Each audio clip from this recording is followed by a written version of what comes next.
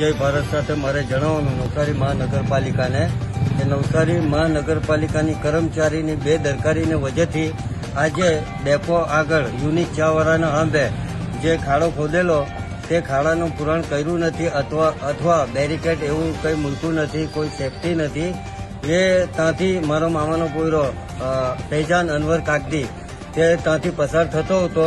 તે ખાડો અચાનક આવી ગયો. ત્યાં અંધરપટની લાઇટનો કોઈ બંદોબસ્ત ને ત્યાં અફલાયો, ત્યાં ખાડામાં પડ્યો અને એનો ટાંટલો ફ્રેક્ચર થઈ ગયો, તૂટી ગયો અથવા ચામડાનો ઉપર આખું પેર બધું છૂટું થઈ ગયું, આખું હાડકું.